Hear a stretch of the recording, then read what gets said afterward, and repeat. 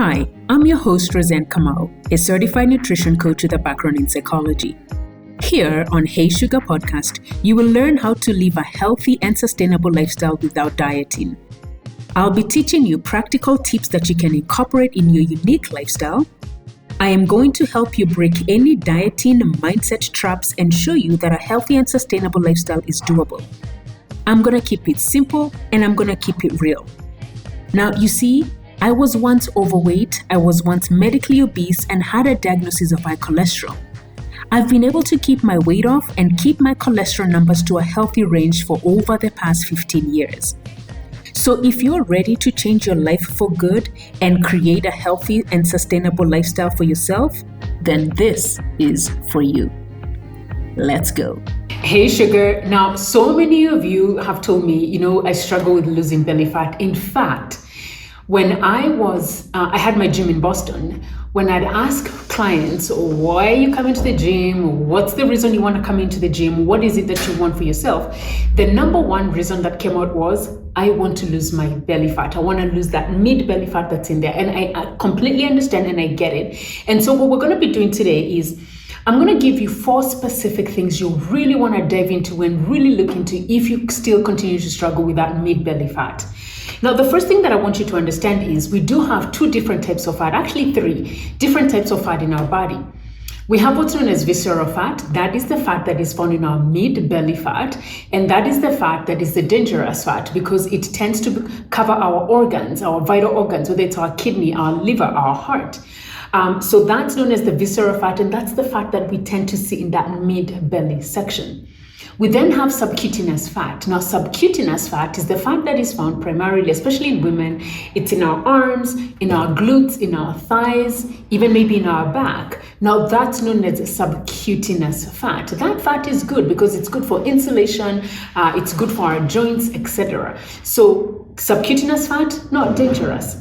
Then we now also have what's known as brown fat. Now, brown fat is a new fat that's been discovered by scientists, and it's primarily mostly found in kids, and it's actually been shown to actually help fight and or ward off the bad fat. So those are the types of fat that we're talking about. So anytime you come in and you're probably thinking, look at yourself, you're like, I want to lose belly fat.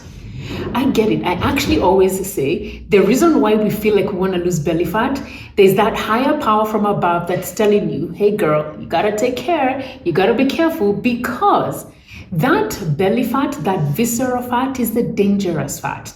That's the fat that covers those vital organs. And the reason it's dangerous is because it predisposes us to lifestyle diseases long term. And so if you're listening to this now, it's imperative for you to start thinking long term. What are the things that I want to do? Why do I want to lose this belly fat? For me, I want to help you because when you're thinking about lifestyle diseases, things like high blood pressure, high cholesterol, which I once had, some lifestyle cancers, all these come as a result of that mid-belly fat, strokes, all these things as a result of the mid-belly fat. So when you're wanting to lose fat, I'd like for you to connect that with overall health. I'd like for you to connect that with staying healthy now. And so the strategies and tips I'm going to be sharing with you are really going to be able to help you think about this long term, and they're going to help you begin to lose this weight now, that mid-belly fat, so that you're able to keep it off long term. And so the first reason, if you find yourself not losing fat, could be stress. Now, one thing to recognize when it comes to your fat loss and your lifestyle, there are 2 things that usually are sort of triggers. One is your hormones and one is lifestyle. So your hormones are going to play a part in how your body looks. Lifestyle is going to trigger which hormones get activated. So it's important to know that those are the 2 factors that are sort of intertwined that are going to affect your overall body health and of your overall health. And so the hormones we're talking about are maybe a spike in insulin, a spike in cortisol. Insulin is your fat storage hormone. Cortisol is your stress hormone. It could be a decrease in estrogen, a decrease in progesterone. These are sex hormones. But also when we have, especially as women are aging, you notice that you're tending to store more estrogen declines, and then you will notice more of that body storage, the body fat storage in that midsection. So it's important to recognize that there is an element of hormones that comes to play here, but the biggest trigger as to which hormones get activated is your lifestyle. So stress, number one. When you notice that you're stressed up, what happens is in our body, we do release a hormone known as cortisol. Now, stress can be emotional stress. It can be stress that's coming from our workplaces. It can be stress that's coming from home. It can be stress that's coming from the kids. It could be stress with your boss, with a relationship, with your loved one, your sisters, your brother, etc. Stress comes in many forms. So it's important for you to identify, where is the stress coming from? What's causing me to feel this stress? Because what happens with emotional stress, once it goes up, your cortisol then also goes up. When that hormone goes up, your body begins to pump up that cortisol. Once you pump up more of that cortisol, you begin to notice the fat cells begin to enlarge because it's now beginning to store more fat in the body. Because what the body is trying to do is overcompensate. Because we're stressed over here, how do we save this body? So it's going to store more fat. And that fat is specifically usually found in that mid-belly section. And so what happens whenever there's an increase in cortisol, the next thing that generally will happen is an increase in appetite, specifically for sugary foods, for fatty foods, mostly processed and junk foods. So when you notice that you're stressed and you notice that you're leaning more towards eating this junk food, the processed foods, the sugary foods, the salty foods, you will notice that the more you're eating those foods, it's not helping the situation. Because remember, you're already stressed up, so cortisol is going up, it's storing more fat, then you're adding more of these foods, and so you end up noticing that you're now beginning to gain that fat. And so the best thing for you to do is to begin to work on stress management. And the stress management looks like this. Number one, you got to create those boundaries. Listen, girl. This is something, and especially for us women, we are conditioned to be pleasers, to take care of everybody in the society. But then what happens is, as we're doing all this comes at the expense of our own health, of our own sanity. And because it comes at the expense of our own health and sanity, because we're not saying no and creating boundaries where we need to create those boundaries, we begin to suffer internally. We're beginning to reject those people. We're beginning to become resentful to those people.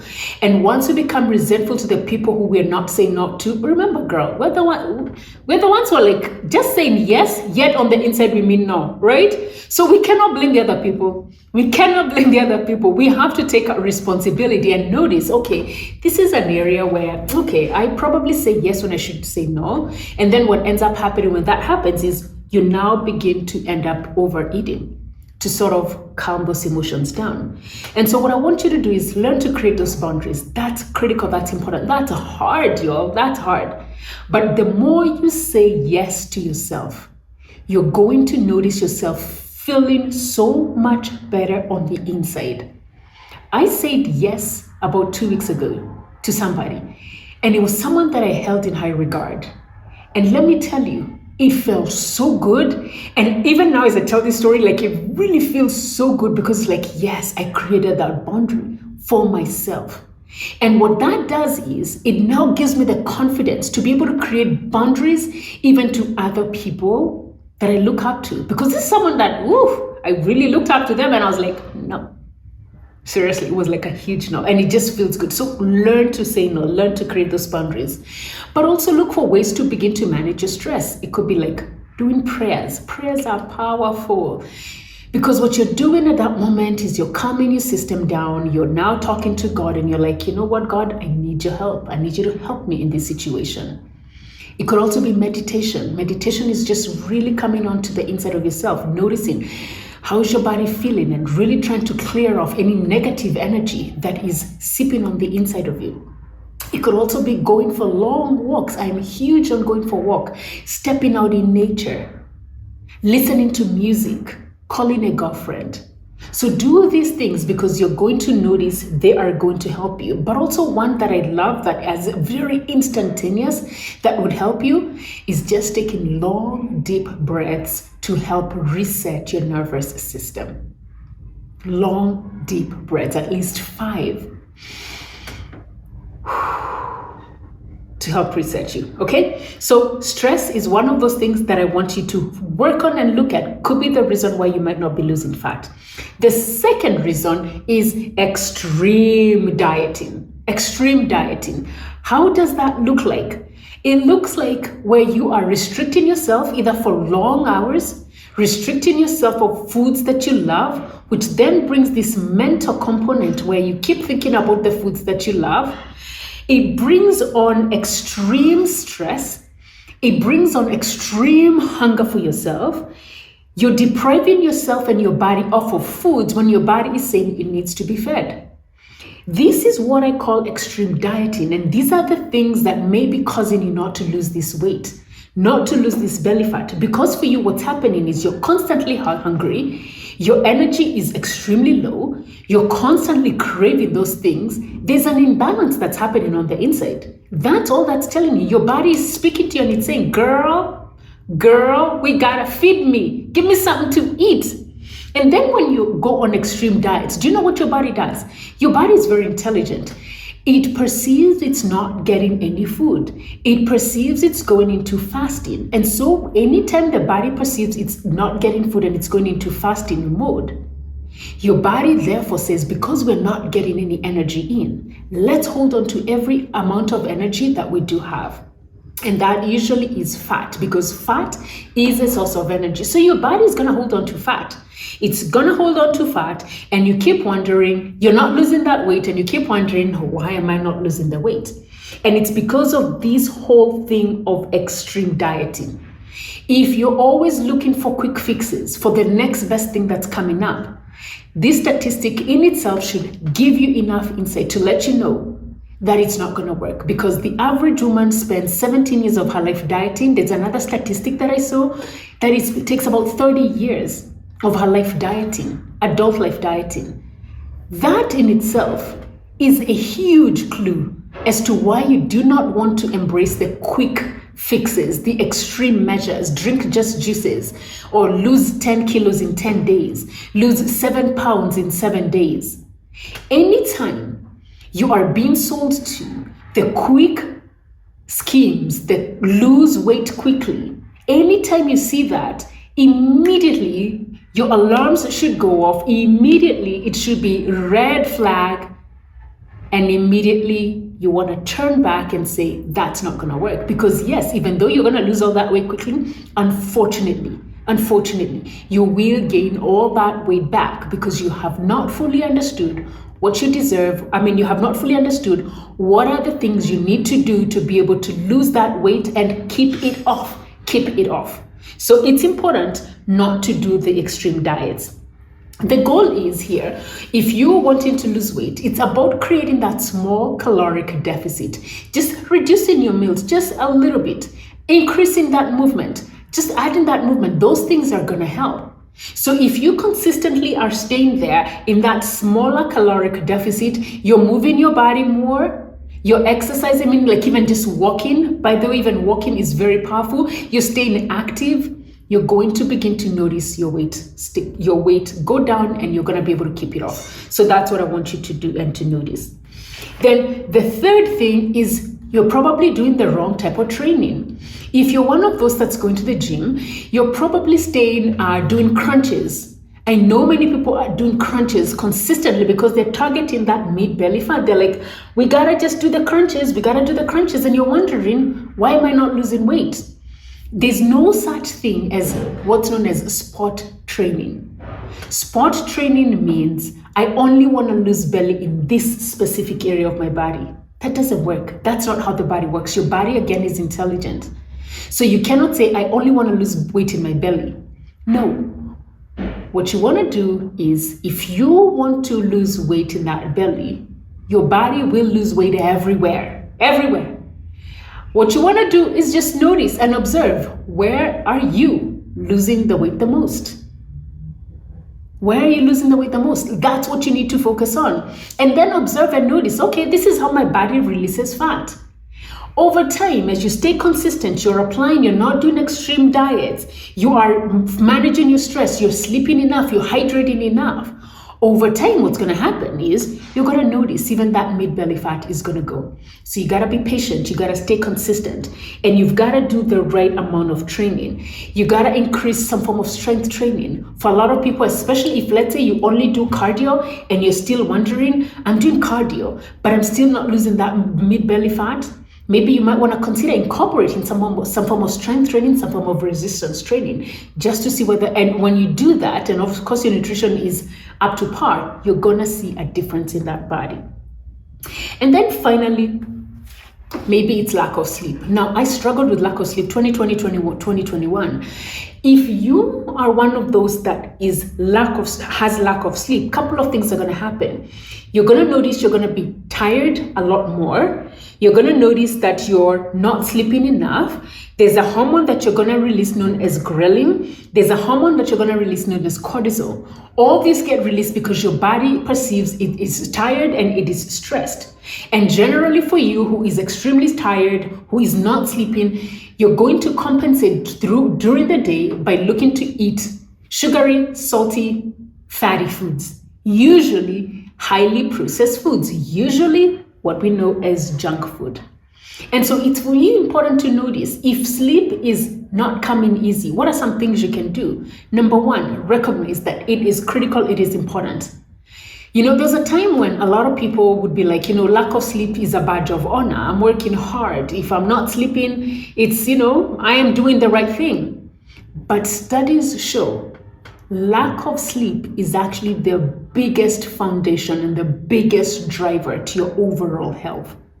So if you're not sleeping, I would say pause on everything else and figure how to get that sleep going. Because if you're not sleeping and you're eating all the right foods, you're exercising all you can. I was doing all those things and I still could not lose that because I had noticed my mid-belly had begun to increase.